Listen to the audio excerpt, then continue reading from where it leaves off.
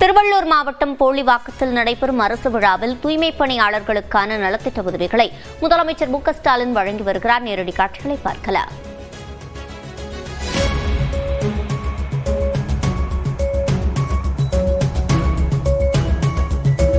கூடுதல் விவரங்களை செய்தியாளர் அபினேஷிடம் கேட்கலாம். அபினேஷ், முழுமையான விவரங்கள்.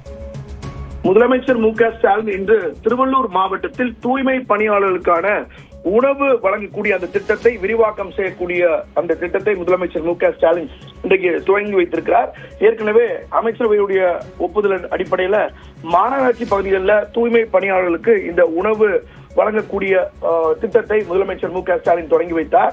சென்னை உள்ளிட்ட மாநகராட்சியில் பணியாற்றக்கூடிய தூய்மை பணியாளர்களுக்கு 3 வேளையும் இந்த உணவு வழங்கக்கூடிய திட்டம் என்பது தற்போது செயல்பாட்டில் இருக்கிறது. இந்த நிலையில் பேரூராட்சி மற்றும் நகராட்சிகளில் இந்த திட்டத்தை 2ஆம் கட்டமாக விரிவாக்கம் செய்யக்கூடிய திட்டத்தை இன்றைக்கு முதலமைச்சர் மு.க.ஸ்டாலின் துவங்கி வைத்திருக்கிறார். ஏற்கனவே 1,29,680 தூய்மை பணியாளர்களுக்கு மாநகராட்சிகள் மற்றும் நகராட்சிகள் பேரூராட்சிகளில் இருக்கக்கூடிய பணியாளர்களுக்கு இந்த உணவு வழங்கக்கூடிய திட்டம் என்பது விரிவாக்கம் செய்யப்பட இருக்கிறது.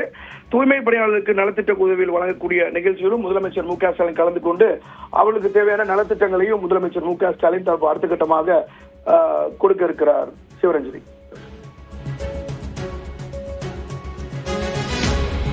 விவரங்களை வழங்கியமைக்கு நன்றி அபினேஷ்.